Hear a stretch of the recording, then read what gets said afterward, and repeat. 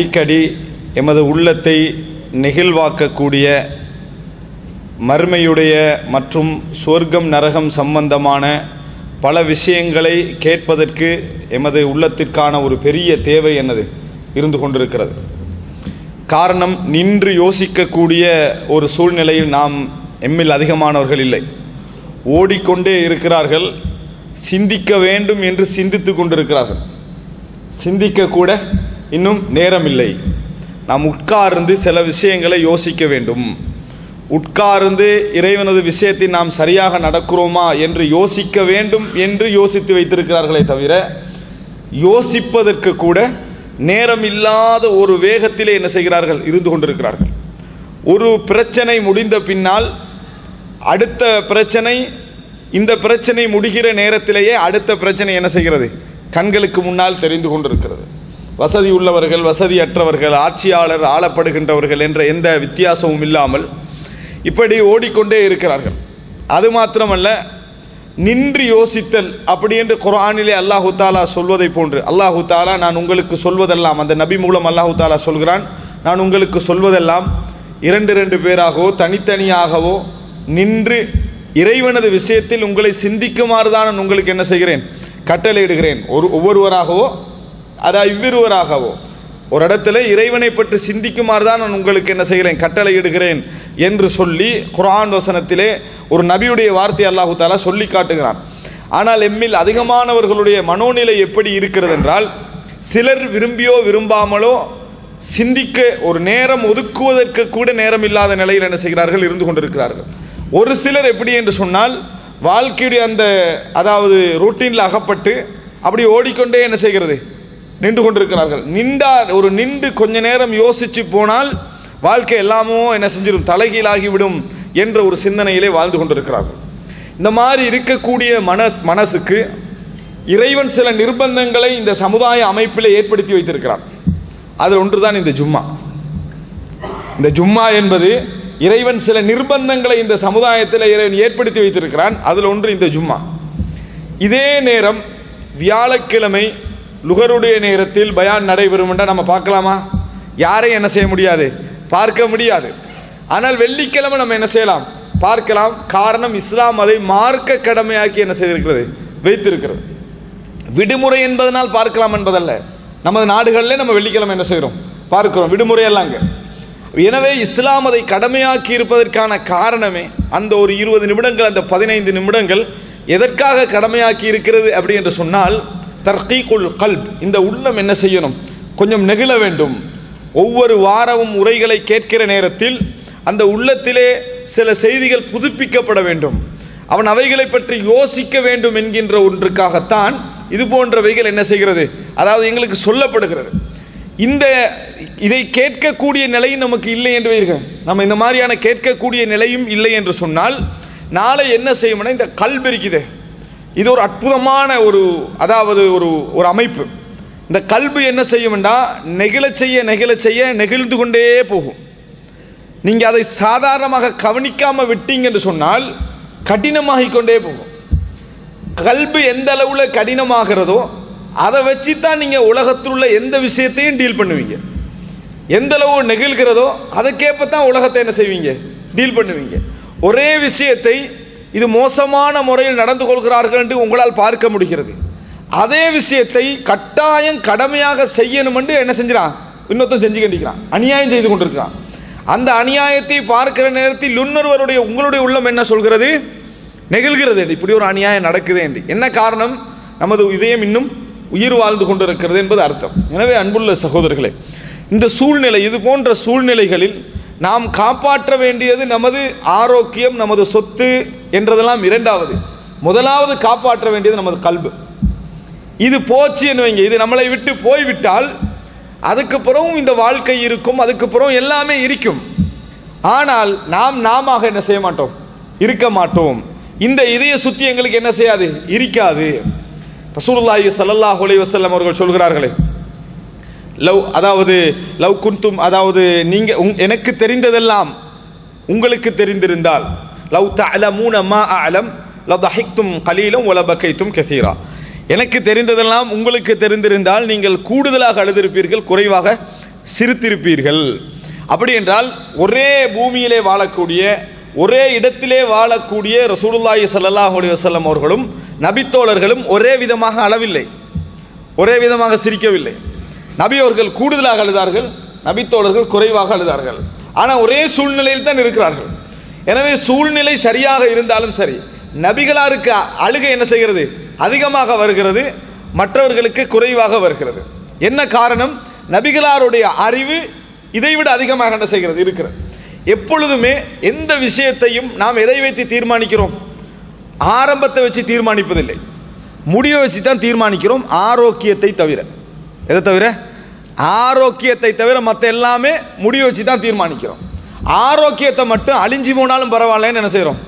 விட்டுடுறோம். Kidney போனாலும் பரவாயில்ல, heart போனாலும் பரவாயில்ல, நம்ம சம்பாதிக்கிறதா முடிவை வச்சு யாரும் என்ன செய்யறதில்லை. ஆரோக்கிய விஷயத்தில் யாரும் முடிவை வைத்து எதை கவனம் எடுப்பதில்லை. வந்தவரோ பார்த்துக்கணும். இன்றைக்கு சுகர் இல்லாத விவகிக்கிறான் ஒரு அடிப்படை எழுதி நமது லைஃப் அப்படி என்ன செய்யுது? போய்கொண்டிருக்கிறது ஆரோக்கிய விஷயத்தில். மற்ற எல்லா விஷயங்களையும் நம்ம எப்படி நடந்து கொள்கிறோம் என்றால் முடிவு விஷயத்தை வச்சு தான் எதையும் தீர்மானிக்கிறோம். இந்த முடிவு பற்றிய அறிவு, இந்த உலகத்துடைய முடிவு, மனிதனுடைய முடிவு, இறுதி முடிவு, இதை பற்றி அறிவு யாரிடத்தில் அதிகமாக இருந்தது? ரசூலுல்லாஹி ஸல்லல்லாஹு அலைஹி வஸல்லம் அவர்களிடத்தில் அதிகமாக இருந்தது. ரசூல் ஸல்லல்லாஹு அலைஹி வஸல்லம் சொல்கிறார், லவ் தஅலமூன மா அலம் லதஹிக்தும் கலீலன் வல பகைத்தும் கதீரா. எனக்கு தெரிந்ததெல்லாம் உங்களுக்கு தெரிந்திருந்தால் நீங்கள் நிறைய என்ன செய்திருப்பீர்கள்? அழுதிருப்பீர்கள். ஆனால் ரசூல் ஸல்லல்லாஹு அலைஹி வஸல்லம் அவர்கள் அழுதார்கள். ரசூல் ஸல்லல்லாஹு அலைஹி வஸல்லம் உடைய சிரிப்பிலும் வித்தியாசம் இருந்தது. சுபஹ் தொழுகை முடிந்து நாங்கள் ரசூலுல்லாஹி ஸல்லல்லாஹு அலைஹி வஸல்லம் அவர்களோடு உட்கார்ந்திருப்போம். ஜாஹிலிய கால கதைகளை என்ன செய்வோம்? கதைத்துக் கொள்வோம். அப்படி கதைக்கிற நேரத்தில் அதை நாம் இப்படியெல்லாம் நம்ம மடையர்களாக அறிவினர்களாக இருந்தோம் என்று சொல்கிற நேரத்தில் நாங்கள் சிரிப்போம். ரசூல் ஸல்லல்லாஹு அலைஹி வஸல்லம் அவர்கள் புன்னகைப்பார்கள். ரசூல் ஸல்லல்லாஹு அலைஹி வஸல்லம் அவர்கள் புன்னகைப்பார். நாங்கள் சிரிப்போம், ரசூல் ஸல்லல்லாஹு அலைஹி வஸல்லம் அவர்கள் புன்னகைப்பார்கள். ரசூலுல்லாஹ் ஒதுங்கல்ல, ஆனால் அவருடைய சிரிப்பில் வித்தியாசம் என்ன செய்தது? இருந்தது. அளவாக என்ன செய்தார்கள்? ரசூல் ஸல்லல்லாஹு அலைஹி வஸல்லம் இருந்தார்கள். அன்புள்ள சகோதரர்களே, இப்போ இது போன்ற இந்த சூழ்நிலையில் நாம் அடிக்கடி யோசிக்க வேண்டிய ஒரு பகுதி என்ன தெரியுமா? நமது முடிவுகள், நமது இறுதி நிலை. இந்த உலகத்தில் எவ்வளவுதான் ஒரு மனிதன் வேலைகளோடு இருந்தாலும் மரணம் என்று வார நேரத்தில் அவர்கள் அதை எங்கெங்கே வச்சாங்களோ அப்படியே போட்டுட்டு என்ன செஞ்சிருவாங்க? போயிடுவாங்க. அப்படியே போய்விட்டு போயிடுவாங்க. இந்த நாட்டில் இப்போ அண்மை 2-3 நாட்களுக்கு முன்னால் வீட்டுக்கு போவதற்கு எல்லாம் ரெடியாகி எல்லா விஷயத்தையும் அரேஞ்ச் பண்ணி, எவ்வளோ சம்பவம் கேள்விப்படுறோம். அரேஞ்ச் பண்ணி பார்சல்கள்லாம் ரெடி பண்ணி நாட்டுக்கு போய் இறங்கி ஏர்போர்ட்டில் வச்சு மரணிக்கிறான். அங்கே போகவே இல்லை, அந்த விமான நிலையத்தில் வச்சு என்ன செய்கிறாங்க? அதே இடத்துல வைத்து மரணித்து விடுக்கிறான். எல்லாம் முடிச்சு, இங்கிருந்து போயாச்சு. இப்போ இறைவன் ஒரு இடத்துல மரணத்தை எழுதினால் அங்கே ஒரு தேவை ஏற்படுத்துவான். ரசூலுல்லாஹி ஸல்லல்லாஹு அலைஹி வஸல்லம் உடைய ஹதீஸ். இரு சகோதரர்கள் எப்பொழுதும் ஃபேஸ்புக்கிலே மார்க்க ரீதியான சர்ச்சைகளில் ஈடுபட்டுக் கொள்வார்கள். இன்றைக்கும் அந்த 2 ஃபேஸ்புக்கும் ஆக்டிவ்ல இருக்குது. 2 பேரும் மௌத் ஆயிட்டாங்க. 2 பேரும் என்ன மௌத் ஆயிட்டாங்க. ஒரு சிலருடைய வாட்ஸ்அப் எடுத்தால் லாஸ்ட் சீன் இன்னும் காட்டிக்கிட்டு இருக்குது, ஆக்டிவா இருக்குது. அவர் மௌத் ஆயிட்டாரு. அவர் என்ன செஞ்சிட்டாரு? மௌத் ஆயிட்டாரு. அப்போ அவர்கள் அக்கௌண்ட்டை டிலீட் பண்ண முன்னால மரணித்து விடுகிறார்கள். இந்த பாஸ்வேர்டை தன் மகனுக்கு கொடுப்போம் என்று நினைப்பதற்கு முன்னால மரணித்து விடுகிறார்கள். மகனாவது திறந்து அதை என்ன செய்வான்? ஏதாவது செய்வான்னு யோசிச்சுட்டு இருந்திப்பாங்க. எங்களை நிறைய பேர் யோசிச்சுட்டு இப்போ இன்னும் இந்த அக்கௌண்ட்ஸ் எல்லாம் என்ன செய்யணும்? மகன்கிட்ட கொடுத்து வைப்போம், அதுக்கப்புறம் அவர் மெயின்டைன் பண்ணணும் இன்னும் யோசிச்சுக்கிட்டு தான் நினைக்கிறோம். அப்படி மவுத் ஆகிட்டாங்க. அதை அந்தந்த இடத்துல வச்சு என்ன செய்கிறாங்க? மரணித்து விடுகிறார்கள். அப்படின்னா எதிர்க்கல, அதை கூட கொடுத்து விடுவோம் என்ற யோசனையில் இருக்கலையே, அவ்வளோ கெட்டவனாக இந்திக்கிறான். எல்லாம் வரலாறுகள் அது இது அவனுடைய மோசமானவைகள் இருந்தெல்லாம் அவன் டிஸ்கனெக்ட் ஆகணுமே முதலாவது. அதுக்கு பிறகு தானே பிள்ளைகிட்ட கொடுக்கலாம். அப்போ அவன் திருந்தனம்னு நினச்சிட்டு இருந்திக்கிறான். ஆனால் அதுக்கு முன்னால் அவன் என்ன செஞ்சிடறான்? மரணித்து விடுகிறான். அன்புள்ள சகோதரர்களே, இப்படியான பல இன்றைய கால சூழ்நிலையில் பல மரணங்களை பார்க்கிறோம். இன்னும் சிலர் மரணித்து விட்டார்கள். அந்த இமெயில் பாஸ்வேர்டெல்லாம் பலர்கிட்ட இருக்குது, நண்பர்கள்ட்ட இருக்குது. ஆனால் அந்த இணையதளத்தின் ஊடாக, அந்த இமெயிலின் ஊடாக யார் யாருக்கெல்லாம் இவர்கிட்ட சப்ஸ்கிரைப் பண்ணி அனுப்புறதுக்கான ஏற்பாடுகள் செஞ்சிருந்தாரோ, மோசமான படங்கள் அது இதெல்லாம், அதை எதுவும் செய்ய முடியவில்லை. இன்னும் அவருடைய பேமெண்ட்ஸ் இருக்குது, அனுப்பிக்கிட்டு தான் இருப்போம்ன்றான். இன்னும் அவர் கபரில், அவர் எங்கே இருக்கிறாரு? கபரில் இருக்கிறார். அவருடைய பெயரில் மோசமான படங்கள் போய்கொண்டிருக்கிறது. ஆனால் அவர் கபரில் இருக்கிறார். அன்புள்ள சகோதரர்களே, இன்னும் பரபரப்பாகவே நாம் இருந்து கொண்டிருக்கிறோம். இந்த உலகத்திற்காக வாழ வேண்டாம் என்று சொல்ற மார்க்கத்தில் இருந்தாலும் பரவாயில்ல, நம்ம கொஞ்சம் கஷ்டப்பட்டு மார்க்கத்திலேருந்து விதிவிலக்காகி வாழ்றோம்னு சொல்லலாம். இந்த உலகத்தில் வாழ சொன்ன மார்க்கம் இது. இந்த உலகத்தில் திருமணம் முடி, குழந்தைகளை பெற்றுக்கொள், எல்லாவற்றையும் தர்மம் செய்துவிட்டு உன்ற பிள்ளைகளை கையேந்திர மாதிரி விடாத, நல்ல வசதியாக வாழு, அனுபவி என்று சொன்ன ஒரு மார்க்கத்தில் இருந்து கொண்டு கொஞ்சம் என்ன செய்யலை, எங்களுக்கு மற்ற பகுதிக்கு நேரம் ஒழுக்க முடியவில்லை என்ற எல்லாத்தையும் துறந்து துறவியாக வாழு என்று சொன்ன ஒரு மார்க்கமாக இருந்தால் நம்ம இவ்வளோ பாடுபடலாம்.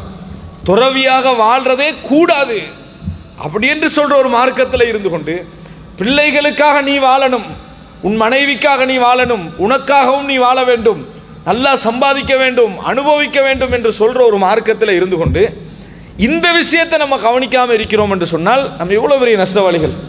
அதாவது இந்த இஸ்லாமிய மார்க்கம் தந்தது வாழ்க்கையை எப்படி நீ வாழ வேண்டும் என்பதற்காகத்தான். மற்ற எல்லா ஆன்மீகமும் வாழ்க்கையை எப்படி புறக்கணிப்பது என்பதற்காக உள்ளது. மற்ற எல்லா மார்க்கத்தை நீ எடுத்தீங்கன்னா மார்க்கத்தை எப்படி புறக்கணிப்பது, எப்படி நீ சன்னியாசி ஆகுவது, எப்படி துறவி ஆகுவது, எப்படி நீ சேர்ச்சுக்கு போய் ஒதுங்கி விடுவது, எப்படி திருமணம் முடிக்காமல் இருப்பது, எப்படி குழந்தை பெறாமல் இருப்பது, எப்படி உலகத்தை புறக்கணிப்பது, எப்படி பிச்சை எடுத்து வாழ்வது. சில மதத்துடைய மதகுருமார்களுடைய சட்டமே சம்பாதிக்க கூடாது, பிச்சை எடுத்து என்ன செய்யணும், வாழணும். அப்படிப்பட்ட மார்க்கத்தில் நாங்கள் இல்லை. ஒரு அழகான கௌரவமான ஒரு மார்க்கத்தில் இருந்து கொண்டு நமது கணக்குகளை பற்றி நாம் யோசிப்பதற்கு நேரம் இல்லாத ஒரு நிலையில் வாழ்ந்து கொண்டிருக்கிறோம். உஸ்மான் ரலியல்லாஹு அன்ஹு அவர்கள் எப்பொழுது கபரிலே போய் நின்றாலும் கண்ணீர் விட்டு அழுவார்கள், கண்ணீர் விட்டு அழுவார்கள். கேட்கப்பட்ட பொழுது அவர் சொன்னார், ரசூலுல்லாஹி ஸல்லல்லாஹு அலைஹி வஸல்லம் சொன்னார்கள், மா ரஅய்து மந்தரன் இல்லா வல் கப்ரு அஃதா மின். நான் எந்த காட்சி கண்டாலும் கபரு அதைவிட பயங்கரமாகத்தான் இருக்கிறது என்று சொன்னார்கள். நான் எந்த பயங்கரமான காட்சி கண்டாலும் கபரு அதைவிட பயங்கரமான நிலையில் தான் என்ன செய்கிறது, இருக்கிறது. ரசூலுல்லாஹி ஸல்லல்லாஹு அலைஹி வஸல்லம் சொன்னார்கள், அல் கப்ரு அவ்வலு மனாசிலில் ஆஹிரா. கபர் என்பது மறுமை நாளுக்கான படிகளில் முதல் படி. அதில் ஒத்தம் வெற்றி பெற்றுட்டான் என்று சொன்னால் மற்ற எல்லாம் அவனுக்கு என்ன செஞ்சிருது, சரியாகி விடுகிறது. அதனால் தான் நான் அதை நினைத்து என்ன செய்கிறேன், அழுகிறேன். இது எனக்கு சக்சஸ் ஆகுமா, இது எனக்கு சரியாகுமா என்று நினைத்துத்தான் நான் என்ன செய்கிறேன், அழுகிறேன் என்று சொல்லி உஸ்மான் ரலியல்லாஹு அன்ஹு அவர்களோடு இருப்பவர்களுக்கு உஸ்மான் ரலியல்லாஹு அன்ஹு அவர்கள் பதில் சொன்னார்கள். அன்புள்ள சகோதரர்களே, ஒரு அறிஞர் சொல்கிறார், ஒருவர் கல்வி படித்து அந்த கல்வியினூடாக அவருக்கு கண்ணீர் வரவில்லை என்றால் அவர் படித்த கல்வி பிரயோசனமான கல்வி கிடையாது. ஒருவர் ஒரு கல்வி படிக்கிறார், அந்த கல்வியை படித்து அது அவருக்கு கண்ணீரை வரவழைக்கவில்லை என்றால், அதனூடாக அவருக்கு ஒரு உள்ளம் அசையவில்லை என்றால் அவர் படித்தது எதில் பிரயோசனமான ஒரு படிப்பு கிடையாது அப்படி என்று சொல்கிறார். என்ன காரணம்? அன்புள்ள சகோதரர்களே, நாம் தேடுகின்ற அறிவெல்லாம் ஒன்றில் இந்த உலகத்துடைய சம்பாத்தியத்துக்கு தேடுகின்ற அறிவு, அது இந்த உலகத்துக்கு பயனளிக்கக்கூடிய கல்வி. அதன் ஊடாக நாம் இஹ்லாஸாக அந்த சேவையை இந்த மக்களுக்கு செய்வோமாக இருந்தால், நான் சம்பாதிப்பதன் ஊடாக அந்த சேவையை மக்களுக்கு குறையற்ற முறையில் கொடுப்போமாக இருந்தால் எங்களுக்கு கூலி உண்டு. இன்னொரு அறிவு என்ன? எங்களை சரிப்படுத்திக் கொள்வது, எங்களை சீர்படுத்திக் கொள்வது, எங்களை எப்படி வாழ வைப்பது என்ற கல்வி. அந்த கல்வி மூலம் நம்மளுக்கு கண்ணீர் வடியலைன்னு வைங்களே, அந்த கல்வியில் என்ன இல்லை, பிரயோசனமற்ற கல்வி அப்படி என்பது அர்த்தம். அன்புள்ள சகோதரர்களே, இப்படிப்பட்ட ஒரு சூழ்நிலையில் பதற்றத்தோடு நாம் இருந்து கொண்டிருக்கிறோம். கொஞ்சம் நின்று யோசிப்பதற்கு நேரமில்லை, எங்களது வாழ்க்கையுடைய கணக்குகளை நாம் பார்ப்பதற்கு நேரமில்லை. அதாவது எந்த அளவுக்கு என்றால், சிலருடைய வாழ்க்கை எப்படி இருக்குதுன்னு சொன்னால், இன்றைக்கு காலையில் ஒரு சப்பாத்தி சாப்பிட்டோம்னா அதை கணக்கு எழுதி வச்சுக்கிறாங்க, அது கணக்கு எழுதி வச்சுக்கிறாங்க. ஒரு இட்லி சாப்பிட்டோம்னா அதை கணக்கு எழுதி வச்சுக்கிறாங்க. எல்லாம் அக்கௌண்ட்ஸ் மெயின்டைன் பண்ணுறேன்னு பெருமை வேறு என்ன செய்கிறாங்க, அடிச்சுக்கிறாங்க. என்னட்ட நான் சவுதியில் வந்த நாளில் இருந்து போகிற நாள் வரைக்குரிய கணக்கை கேட்டிங்கன்னா மூச்சுட்டதுலேருந்து காட்ட வேண்டி பெருமையாக என்ன செய்கிறாங்க, சொல்கிறாங்க. ஆனால் அவர்கிட்ட எந்த கணக்கு இல்லை தெரியுமா? அவர் என்னதெல்லாம் கணக்கு, என்னதெல்லாம் அவர் கணக்கு வைத்திருக்க வேண்டுமோ அதை பற்றி எத்தனை முறை நீங்கள் தொழுதீங்க அது ஞாபகம் இல்லை, எத்தனை முறை தொழுகையை விட்டீர்கள் அது ஞாபகம் இல்லை, எத்தனை முறை தர்மம் செய்து அது ஞாபகம் இல்லை, எத்தனை முறை நீங்கள் நிறைய பேருக்கு அநியாயம் செய்து அது ஞாபகம் இல்லை. அஹ்ஸாஹுல்லாஹு வ நஸூஹு, அல்லாஹ் கணக்கெடுத்து வைத்திருக்கிறான், அவர்கள் மறந்து விட்டார்கள். அல்லாஹு தாலா குர்ஆன்ல அல்லாஹு தாலா சொல்றான், அவர்கள் மறந்து விட்டார்கள், நான் கணக்கெடுத்து வைத்திருக்கிறேன், நான் கணக்கெடுத்து வைத்திருக்கிறேன். இன்னமா ஹிய அமாலுக்கும் உஹ்ஸிஹா லக்கும், இதெல்லாம் உங்களோட செயல்கள், நான் கணக்கு வைத்திருக்கிறேன், நான் கணக்கு வைத்திருக்கிறேன் என்று சொல்லி அல்லாஹு தாலா சொன்னதாக ரசூல் ஸல்லல்லாஹு அலைஹி வஸல்லம் சொல்லி காட்டுகிறார்கள். அன்புள்ள சகோதரர்களே, அப்போ எங்களது இந்த நிலை நம்ம கொஞ்சம் இப்போ இது கூட இந்த நிமிடம் கூட நம்மளுக்கு என்ன நினைவு வரும்னா, கட்டாயம் நம்ம போய் என்ன செய்யணும், கொஞ்சம் சிந்திக்கணும், அதை பற்றி கொஞ்சம் யோசிக்கணும் அப்படின்னு நினைப்போம். காரில் ஏறினோடனே மனசெல்லாம் சொன்னால் எப்போ யோசிப்போம் என்று இப்போ யோசிப்பீங்க, எப்போ யோசிப்போம்னு அப்போ யோசிப்பீங்க. அவ்வளோதான் யோசிக்கிறதெல்லாம். நம்மளோட என்றைக்கும் இருப்பவன் யார்? ஷைத்தான். நம்மளோடும் என்றைக்கும் இருப்பவன் யார்? ஷைத்தான். அப்போ ஷைத்தான் என்ன செய்வான் சொன்னால், சில முக்கியமான விஷயங்களை உங்களுக்கு ஞாபகப்படுத்தி கொண்டே இருப்பான். இப்போ சொல்லுங்க, ஞாபகப்படுத்துறதுன்றது எந்த நேரமும் அருள் அல்ல, எந்த நேரமும் அருள் அல்ல. முக்கியமான சில விஷயங்களை ஷைத்தான் மறக்கடிக்க செய்து கொண்டே இருப்பான். முக்கியமான சில விஷயங்களை மறக்கடிக்க செய்து கொண்டே இருப்பான். உங்களுக்கு ஞாபகம் அப்போ வரும், ஒரு செகண்டுக்கு ஞாபகம் வரும், ஆனால் அடுத்த செகண்ட் என்ன செஞ்சிடும், அதை வேறொரு சப்ஜெக்ட் என்ன செஞ்சிடும், மறந்துடும். அல்லாஹு அக்பர்னு அழகான முறையில் தக்பீர் கட்டுறோம், சுப்ஹானக்கல்லாஹு வபிஹம்திகேன்னு சொல்கிறோம், அல்லாஹும்ம பாயித் பைனின்னு சொல்கிறோம். அதுக்கு பிறகு சலாம் கொடுக்குற நேரத்தில் நம்ம தொழுகையிலிருக்கிற நம்மளுக்கு ஞாபகம் வருது. சலாம் கொடுக்குற நேரத்தில் தான் நம்ம தொழுது கண்டிருக்கிறோம் போல இது அப்படி என்ற ஞாபகம் வருது. அது வரைக்கும் நம்ம எப்படி இருக்கிறோம் தெரியுமா? டோட்டல் கணக்கு பார்க்கறதுல மற்ற வெளியே என்ன செய்தோம். ஒரு அழகான ஒரு வார்த்தை, நீ தொழுது கொண்டிருக்கிற நேரத்தில் அவசரப்படாத, போகணும்னு நினைக்காத, வேலையை முடிக்கணும்னு நினைக்காத. நீ எதெல்லாம் எதிர்பார்க்குறியோ, எதெல்லாம் நடக்கக்கூடாது நினைக்கிறியோ, அதெல்லாம் நீ யாருக்கு முன்னால் நிற்கிறாயோ அவன்கிட்ட கையில் தான் இருக்குது. எதெல்லாம் நடக்கணும்னு நினைக்கிறாயோ, எதெல்லாம் நடக்கக்கூடாது நினைக்கிறாயோ, அதெல்லாம் யார்கிட்ட கையில் இருக்குது? நீ யாருக்கு முன்னால் இப்போ நின்று கொண்டிருக்கிறாயோ அவன்கிட்ட கையில் தான் இருக்குது. அப்போ கொஞ்சம் நேரம் நம்மளுக்கு என்ன செய்யலை அந்த நேரம். ஆனால் அன்புள்ள சகோதரர்களே, அல்லாஹு தாலாவுடைய ஒரு அழகான சுன்னா என்ன தெரியுமா? இதில் ரிசல்ட் எல்லாம் மௌத்துக்கு பிறகு தான் விளங்கும்னு நினைக்கிறோமே, இல்லை. பெரும்பாலும் அல்லாஹு தாலா 40 வயதிலிருந்து அதை காட்ட ஆரம்பிச்சிருவான். இந்த ரிசல்ட்டை என்ன செய்வான்டா, இந்த உலகத்திலே அல்லாஹு தாலா என்ன செய்வான், காட்ட ஆரம்பிப்பான். 40 வயதில் மிகப்பெரிய தெளிவு அல்லாஹு தாலா தருவான். ஆங்கில 40 வயதில், சிலர் 38 நினச்சிருப்பாங்க. ஆங்கில அரபில் என்ன செஞ்சிருப்பாங்க, 40 வயதாக இருக்கும். 40 வயதில் அல்லாஹு தாலா சில தெளிவுகளை தருவான். ஏன்? கடந்த காலமும் வருங்காலமும் 60 தான் இந்த சமுதாயத்துக்கு வழங்கப்பட்ட ஆண்டு. அது ரெண்டுக்கும் அவர் என்ன செய்கிறார், கிட்டத்தட்ட நடுவில் என்ன செய்கிறாரு, இருக்கிறாரு. ஏன்? அவருடைய இளமை பருவம் என்றது ஒரு 10-15 வருஷத்தை விட்டுட்டீங்கன்னு சொன்னால், அவர் வாழ ஆரம்பித்ததிலிருந்து இதையும் பார்த்தீங்கன்னா நடுவில் என்ன செய்வார், அவர் நிற்பார். அந்த நேரத்தில் அவருக்கு பல விஷயங்கள் தோன்றும். நான் இதெல்லாம் செஞ்சிருக்க கூடாது, இதெல்லாம் செய்ய இருக்க வேண்டும், இதுக்கு பிறகு இப்படியெல்லாம் மாறணும். இவ்வளவு தெளிவு தந்த பின்னாலும் நம்ம எதுக்கு ரெடி இல்லை தெரியுமா? அதை பற்றி சிந்தித்து சில மாற்றங்கள் கொண்டு வந்து நல்ல முறையில் இருக்கணும் என்கின்ற யோசனை இல்லாமல் இருக்கணும். அதனால் அல்லாஹ் என்ன செய்கிறான்டா, கோபத்தை மாற்றிக்கொள்ளாதவனை கோபக்காரன் அப்படி என்று 50 வயசு போகிற பேரை குத்த வைக்கிறான். அவருக்கு விளங்காது சொன்னா, அவர் என்றைக்கும் கேட்டதில்லை, அவருக்கு ஒன்றும் புரியாது, பொறுமையே இல்லாத ஆள், கோபக்காரன், அவர் இப்படித்தான் வாழ்ந்தாரு, இப்படி சிலருக்கு லேபல் விழுந்துருது. எதுக்கு பிறகு விழுந்தது? இந்த வயசுக்கு பிறகு தான் என்ன செய்யுது, விழுகிறது. என்ன காரணம்? அவரால் கூட அவரை உணர முடியாது. அவர் தவறு செய்கிறேன் என்பதை அவரால் உணர முடியவில்லை. இந்த நிலைமை ஒருவருக்கு வரக்கூடாது. அந்த நிலைமை, அன்புள்ள சகோதரர்களை, நான் தவறு செய்கிறேன். நான் சிலரை பார்த்தீங்கன்னா எப்பையும் தன்னை பற்றி பெருமை அடிச்சுக்கிட்டே இருப்பாங்க. ஆனால் அவருக்கு பெருமை அடிக்கிறது தெரியாது. அவர் பெருமை அடிச்சிட்டிருக்கிறார்ன்றது அவருக்கு தெரியாது. அவர் தன்னை பற்றி என்றைக்கும் பேசிக்கிட்டு இருப்பார், அது அவருக்கு தெரியாது. பிறரை குறை சொல்லிக் கொண்டே இருப்பார், தெரியாது. சொன்ன விஷயத்தை 1000 முறை சொல்லிக் கொண்டிருப்பார், தெரியாது. சீல்பற்றிக்கும், எதை விழுந்திருக்கும், அவருக்கு தெரியாது. அது இந்த நிலைமை நமக்கு வரக்கூடாது சகோதரர்களே. இந்த நிலைமை இன்றைக்கு நமக்கு வரக்கூடாது. அல்லாஹு தாலா உங்களுக்கு இந்த சிந்தனை இருக்குதே, இதில் சில விஷயங்கள் தோன்றும், இதில் சில விஷயங்கள் தோன்றும். உங்களுக்கு யாரும் உபதேசம் பண்ண வேண்டிய அவசியம் இல்லை, உங்களுக்கு யாரும் பயான் பண்ண வேண்டிய அவசியம் இல்லை. உங்களுடைய சிந்தனையில் அல்லாஹு தாலா நல்லதுகள் உதிப்பதற்கு பல சந்தர்ப்பங்கள் தந்து கண்டே இருப்பான். இல்லைன்னு சொல்லுங்க, சும்மா போய்கொண்டிருப்போம். நல்லது உதிக்கலையா உங்களுக்கு? நல்ல சிந்தனைகள் உதிக்கலையா? என்றைக்காவது அதை கணக்கெடுத்திக்கிறோமா? ரோட்டில் போவோம், மாட்டுடைய காட்சி டிஃப்ரெண்ட்டாக விளங்கும், உடனே ஃபோனை எடுத்து என்ன செஞ்சுருவோம், ஃபோட்டோ அடிச்சிடுவோம். நல்ல செய்தி ஒன்று தலையில் வரும், அதை எடுத்து பதிஞ்சிக்கல மாட்டோம். ஏன்? நம்மளுக்கு ஃபோட்டோ அனுப்பி மற்றவனுக்கு கொடுக்குறதா முக்கியமே தவிர நம்ம நல்லா வாழ்கிறோமா இல்லையா நம்மளுக்கு முக்கியம் இல்லை. நம்ம கொஞ்ச நேரம் நல்ல சிந்தனைகள் வருகிற நேரத்தில் உடனே அதை மனதில் பதிய வச்சு நம்மளே ஒரு முஹாசபா செஞ்சு உட்கார்ந்து தூங்குற நேரத்திலேயாவது நம்மளுக்கு டைம் இருக்குதா? இல்லை. ஏன்? கிபிலாவை முன்னோக்கின்னு தான் தூங்குறது, வாட்ஸ்அப் கிபிலாவை. சரியா? அதை அப்படியே வச்சுட்டு நம்ம தூங்கின உடனேயே நம்ம எப்போ தூங்கினே தெரியாது. எப்போ தூங்கினே? சிலருக்கு அது இறுதி தூக்கம், சிலருக்கு அது என்ன இறுதி தூக்கம். குடும்பமாக சேர்ந்து தடமாறுகிறது, மகன் விழிக்கவில்லை, மகனை காணா, கதை உடைச்சு உள்ளுக்கு பார்த்தா நிர்வாணமாக கம்ப்யூட்டருக்கு முன்னால மரணம். நிர்வாணமாக கம்ப்யூட்டருக்கு முன்னால் மரணம். கம்ப்யூட்டர்ல மோசமான படம் ஓடிக்கொண்டிருக்கிறது. எப்படி இறுதி முடிவு? அன்புள்ள சகோதரர்களே, மரணம் எப்ப எந்த செகண்ட் என்ன மாதிரி வரும்ன்றது யாருக்குமே தெரியாது. சிலரை ஒரு முஅத்தின் ஜித்தால மரணிக்கிறாரு, தட்டி பார்க்குறாங்க, அவர் மரணிச்சுக்கிறாரு.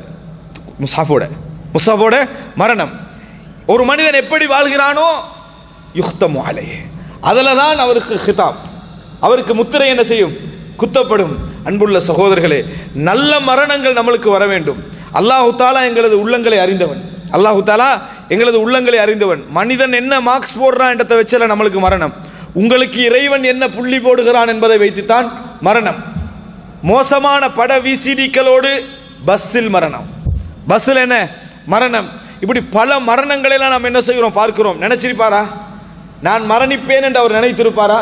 நினைச்சிருக்க மாட்டார். ஆனால் மரணங்கள் அந்த மாதிரி என்ன செய்யும்?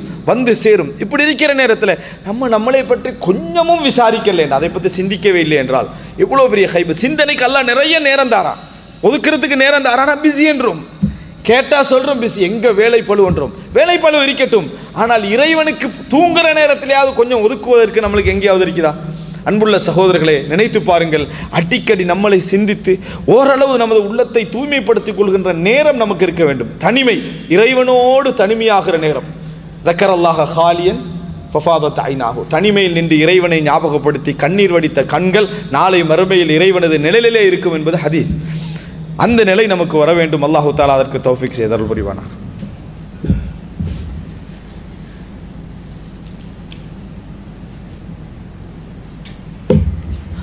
إن الحمد لله نحمده ونستعينه ونستغفره ونعوذ بالله من شرور أنفسنا ومن سيئات أعمالنا من يهده الله فلا مضل له ومن يضلل فلا هادي له وأشهد أن لا إله إلا الله وحده لا شريك له وأشهد أن محمدا عبده ورسوله أما بعد.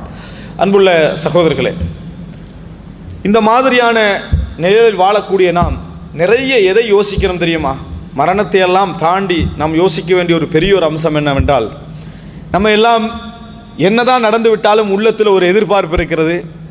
அல்லாஹு தாலா நம்மை மன்னித்து விட்டால், அல்லாஹு தாலா நம்மை மன்னித்து நீ சொர்க்கவாதி என்ற ஒரு வார்த்தை எமது காதால் நம்ம கேட்போம் என்றால் உண்மையிலேயே தாலிக்கல் ஃபௌசுல் அதீம், அதை போன்று ஒரு வெற்றி கிடையாது, அதை போன்ற ஒரு வெற்றி கிடையாது. நிச்சயம் ஒரு முஸ்லிம் கேட்கக்கூடிய வார்த்தைகளிலேயே மிக சந்தோஷமான வார்த்தை உதுகுலுல் ஜன்னா, நீ என்ன சொர்க்கம் நுழைவி, சொர்க்கம் நுழைந்து கொள், நீ வெற்றி அடைந்து விட்டாய் என்பதுதான். ஆனால் அந்த இடத்தை அடைவதற்கு முன்னால் நம்மை தாங்கி இருக்கக்கூடிய விசாரணை இருக்கிறது. இறைவன் நம்மளை விசாரிக்க போகின்ற விசாரணை, அந்த விசாரணையை இலகுபடுத்துகின்ற அமைப்பில் பல விஷயங்கள் எங்கள் வாழ்க்கையிலே சொல்லித்தரப்பட்டிருக்கின்றன. அட்லீஸ்ட் அதையாவது நம்ம கடைபிடிக்கிறோமாண்டா? இல்லை. அல்லாஹு தஆலா குர்ஆன்ல பல நல்ல அமல்களை சொல்லி வரான். சொல்லி வந்துட்டு முடிக்கக்குள்ள சொல்றான், உலாஇகல்லதீன நதகப்பலு அன்ஹும் அஹ்ஸன மா அமிலு வ நதஜாவஸு அன் சய்யிஆத்திஹிம். சுப்ஹானல்லாஹ், அல் குர்ஆனுடைய அற்புதமான வசனங்கள்ல ஒன்று. எப்படி? உலாஇகல்லதீன நதகப்பலு அன்ஹும் அஹ்ஸன மா அமிலு, அந்த பண்புகளை எல்லாம் சொல்லிட்டு வந்த அல்லாஹு தஆலா இவர்களிடம் இருந்துதான் நாம் அவர்கள் செய்தவற்றில் மிக அழகானவைகளை கபூல் செய்வோம், மிக அழகானவைகளை கபூல் செய்கிறோம். அவர்கள் செய்த பாவங்களை நாம் மன்னித்து விடுகிறோம், அவர்கள் செய்த பாவங்களை மன்னித்து விடுகிறோம். அதில் என்ன அஹ்ஸனமா அமிலு, அவர்கள் செய்த அமல்களையே மிக சிறந்தது என்று அல்லாஹ் சொல்றானே, அதை நம்ம எக்ஸெப்ட் பண்ணுவோம் என்று அல்லாஹ் சொல்றானே, அது என்னன்னு கேட்டா தஃசீர் ஆசிரியர்கள் சொல்லக்கூடிய முக்கியமான விளக்கம் அதில் சொல்றதுல அந்த சொல்லப்பட்ட அமல்கள்ல அஹ்ஸன் மிகவும் சிறந்தது என்னன்னு பார்த்தீங்கன்னா, இறைவனுக்கு இணை வைக்காமல் இருந்ததற்கு பின்னால் பெற்றோருக்கு உபகாரம் செய்யக்கூடியவனாக இருந்தது. யாருக்கு? தாய் தந்தைக்கு நல்லவனாக இருந்தது. தாய் தந்தையுடைய திருப்தி பெற்றவனாக இருந்தது. உலாஇகல்லதீன நதகப்பலு அன்ஹும் அஹ்ஸன மா அமிலு, அவர்கள் செய்தவற்றிலேயே மிகச்சிறந்ததை ஏற்றுக்கொள்வோம். வனதஜாவஸு அன் ஸய்யிஆதிஹிம், அவர்களது பாவங்களை எல்லாம் நாம் என்ன செய்து விடுவோம், மன்னித்து விடுவோம் என்றார். இவ்வளவு ஒரு பெரிய சந்தர்ப்பம் இந்த உலகத்திலே தரப்பட்டிருக்கிறது. ஆனால் உண்மையிலேயே எங்களில் எத்தனை பேர் இந்த இலகுவான சந்தர்ப்பத்தை பயன்படுத்தி கொண்டிருக்கும்? எத்தனையோ பேர் தனக்கு தாயும் இல்லை தந்தையும் இல்லை, இப்பொழுது வாழுகின்ற நிலையில் இல்லை என்று கண்ணீர் வடிக்கக்கூடிய எத்தனையோ பேர் இருக்கிறார்கள். ஆனால் இருக்கின்றவர்களில் எத்தனை பேர் இந்த பெரிய சொர்க்கத்துடைய வாசலை பயன்படுத்தி கொண்டிருக்கிறார்கள்? இலகுபடுத்துவதற்கான ஒரு அம்சம். நாளை மறுமையில் தாய் தந்தையை கவனித்தவருக்கு கிடைக்கக்கூடிய கண்ணியத்தை போன்று ஏகத்துவத்திற்கு பின்னால் வேற எவருக்கும் கிடைக்காது. வேற எவருக்கும் என்ன செய்யாது, கிடைக்காது. ரசூலுல்லாஹி ஸல்லல்லாஹு அலைஹி வஸல்லம் அவர்கள் காஃபிர்களுடைய விஷயத்தில் அனுமதி கேட்டதில் அல்லாஹு தஆலா அனுமதி கொடுத்தது தன் தாயுடைய விஷயத்தில் தான். என் தாயுடைய கபரை நான் ஜியாரத்து செய்ய அனுமதி கேட்டேன், அல்லாஹ் எனக்கு அனுமதி தந்தான். அப்படி என்ற செய்தியை நம்ம பார்க்கிறோம். ரசூல் அங்கே அழுதார்கள். ரசூல் ஸல்லல்லாஹு அந்த கபருக்கு முன்னால் என்று அழுகிறார்கள், சூழ உள்ளவர்களும் என்ன செய்தார்கள், அழுதார்கள். நம்ம செய்வதில்லை. விசாரணையை இலகுபடுத்துவதற்கு தரப்பட்ட மிக முக்கியமான இன்னொரு விஷயம் என்ன, பிறரை பற்றிய அவதூறுகள் அல்லது உண்மையான குற்றச்சாட்டுக்கள் நமது காதுக்கு வந்து அடைகிற நேரத்தில் நமது நாக்கை நம்ம பாதுகாத்து கொண்டு அதை பற்றி எதுவும் பேசாமல் மூடி இருந்தால் இறைவன் நம்மளையும் மறைத்து விடுவான் என்பது ஹதீஸ். மன் சத்தர முஸ்லிமின் ஃபித் துன்யா சத்தரஹுல்லாஹு ஃபித் துன்யா வல் ஆখিরা. இந்த உலகத்தில் ஒருவரை யார் மறைத்து விடுகிறாரோ, சித்திர் மறைத்து விடுகிறாரோ, அவரை அல்லாஹ் தஆலா இந்த உலகத்தில் மறைப்பான், மறுமையில் என்ன செய்வான், மறைப்பான். ஏனென்று சொன்னால் ஒருவருடைய குற்றத்தை வெளிப்படுத்துவது என்பது அவரை அவமானப்படுத்துவது மட்டுமல்ல, நீங்கள் பெருமை அடிப்பதும் தான். அல்லாஹு தஆலாவுக்கு முன்னால் நீங்களும் பெரிய குற்றவாளிகள் தான். ஒவ்வொருவரிடத்திலும் மானக்கேடு குற்றங்கள் என்று ஏதாவது ஒன்று என்ன செய்யும் வாழ்க்கையில் இருக்கும். அல்லாஹ் மறைச்சு வச்சுக்கிறான், அல்லாஹ் அருள் என்ன செய்யறான், செய்து வைத்திருக்கிறான். அப்படி இருக்கிற நேரத்தில் நீ இன்னொருத்தருடைய குற்றத்தை பிரபல்யப்படுத்துகிறாய் என்றால் நீ பெருமையாளன் அர்த்தம். அது இறைவனுக்கு பிடிக்காத ஒரு விஷயம், அது இறைவனுக்கு பிடிக்காத ஒரு விஷயம். உன்னை நான் மறைத்ததனால் நீ அவனை என்ன செய்கிறாய், அவமானப்படுத்துகிறாய். அதனால் அல்லாஹு தஆலா நீ என்றைக்கு கௌரவப்படுத்தணும் என்று நினைக்கிறாயோ அன்றைக்கு உன்னை கேவலப்படுத்துவான். இது ஹதீஸ். இதை நம்ம அதாவது தனிமையில் விசாரணை இருக்கிறது மறுமையில் கிடைக்கக்கூடிய மிகப்பெரிய கண்ணியம், மிகப்பெரிய கண்ணியம். ஏனென்றால் நமது பிள்ளைகள், நமது மனைவி, நம்மை நம்பியவர்கள், நமது சொந்தங்கள் எல்லாம் கண் முன்னால் இருக்கிற நேரத்தில் அந்த விசாரணைக்கு இறைவன் அவ்வளவு சமுதாயத்துக்கு முன்னால் நமக்கு திரை போட்டு விசாரிச்சான்னு வைங்களே, அதை விட பெரிய அருள் இந்த உலகத்தில் உண்டா? அல்லாஹ் தஆலா அதுக்கு பின்னால் குன்து சத்தர்துஹா ஃபித் துன்யா, உனக்கு நான் உலகத்தில் மறைச்சி வந்தேன், இன்றைக்கும் மறைக்கிறேன், சொர்க்கத்துக்கு போன்னு அல்லாஹ் தஆலா சொல்கிற அந்த வார்த்தை இருக்குதே, இந்த வார்த்தைக்கு செய்ய வேண்டிய ஒரே ஒரு வேலை, உங்களை தேடி அவமானமான செய்திகள் வந்தால் அல்லாஹ் உங்களுக்கு அருள் செய்ய நினைக்கிறான். என்ன செய்ய நினைக்கிறான்? நீ காதை மூடிக்க என்ற அர்த்தம், மூடினி என்ற உனக்கு கூலி என்ற அர்த்தம். செய்கிறமா, செய்ய முடிந்த இலகுவா, அதாவது மறுமையுடைய அந்த விஷயங்களை இலகுவாக்க முடிந்த தர்மங்கள் எத்தனையோ உண்டு. தண்ணீர், மக்களுக்கு தண்ணீர் கொடுப்பது, மக்களுக்கு தண்ணீர் கொடு. என் தாய் உஃப்துதிலத், திடீர்னு மரணித்து விட்டாங்க, அவங்க வசியத்து செய்திருந்தால் நிச்சயமாக ஏதாவது தர்மம் செய்ய சொல்லியிருப்பாங்க. நான் அவர்களுக்காக தர்மம் செய்யவா என்று கேட்ட நேரத்தில் ரசூல் ஸல்லல்லாஹு அலைஹி வஸல்லம் சொன்னார்கள், அல்மா, தண்ணி தர்மம் செய்யுங்க. அப்படின்னா என்ன? தண்ணீர் குடிப்பதற்கு வசதி செய்து கொடுங்கள். அதுதான் அஃதலு ஸதகா, தர்மங்கள் எல்லாம் மிகச்சிறந்த தர்மம். பல இஸ்லாமிய அறிஞர்கள் சொல்கிறார்கள், பாவங்கள் அதிகரித்தவன் ஃபஅலைஹி பில்மா, தண்ணி கொடுக்கட்டும், அவர் என்ன செய்யட்டும், தாகித்தவனுக்கு தண்ணீர் கொடுக்கட்டும். அது ஒரு சிறந்த தர்மம். சின்ன சின்ன மிக இலகுவான எத்தனை விஷயங்களை அல்லாஹ் தஆலா தந்திருக்கிறான். ஆனால் நம்ம அதை எல்லாத்தையும் விட்டு புறக்கணிச்சு நம்மை கரடு முரடாக்கக்கூடிய விஷயங்களில் மட்டும்தான் நமது காலத்தை என்ன செய்கிறோம், கழித்து கொண்டிருக்கிறோம். அதாவது ஒரு அறிஞர் சொல்கிறார், ஒரு காலம் இருந்தது மக்களுக்கு, இன்றைக்கு நீங்கள் பொருளாதாரத்தில் கஞ்சப்படுவதை போல் கால நேரங்களில் கஞ்சப்படக்கூடிய ஒரு சமுதாயத்தை நான் சந்தித்தேன்.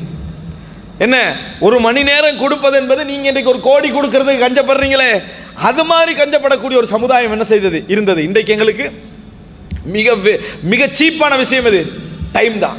ஆனால் காலத்தை மணித்தியாலத்தில் தரக்கூடிய சில இணையதளங்கள் இருக்கு, அடிச்சு பார்த்தீங்கன்னா மொத்தமே 5 லட்சம் தான் நம்மளோட லைஃப். 5 லட்சம் மணித்தியாலம் தான் என்னது நம்மளோட லைஃப் என்ன செய்யுது, இப்படியான மணித்தியாலங்களில் ஓடிக்கின்றிருக்குது. அதில் உங்களோட டேட்டா கொடுத்து வச்சிங்கன்னா உங்களுக்கு எத்தனை நிமிஷம் குறைஞ்சிக்கின்றீங்கன்னு காட்டிக்கிட்டே இருக்கும் அழகா. அப்படி லைவாக பார்த்தா நம்மளுக்கு என்ன செய்யும், நம்மளோட லைஃப் எப்படி கணக்கு போய்கின்றிருக்கிறது என்ன செய்யும், நமக்கு விளங்கும். அன்புள்ள சகோதரர்களை, அல்லாஹுவை பயந்து கொள்ள வேண்டும். அல்லாஹு தாலா வாழ்வதற்கு அனுமதித்த ஒரு மார்க்கத்திலே இருந்து கொண்டிருக்கிறோம். வாழ்க்கையை புறக்கணித்தால் ஹராம் என்று சொல்லக்கூடிய மார்க்கத்தில் இருந்து கொள்கிறோம். வாழ்க்கைக்காக தொழுகையை சுருக்குங்க, தொழுகையை சேர்த்துக்கங்க, தர்மத்தை குறைங்க, எல்லாம் செய்யுங்க என்று சொல்ற ஒரு மார்க்கத்தில் என்ன செய்கிறோம், இருந்து கொண்டிருக்கிறோம்.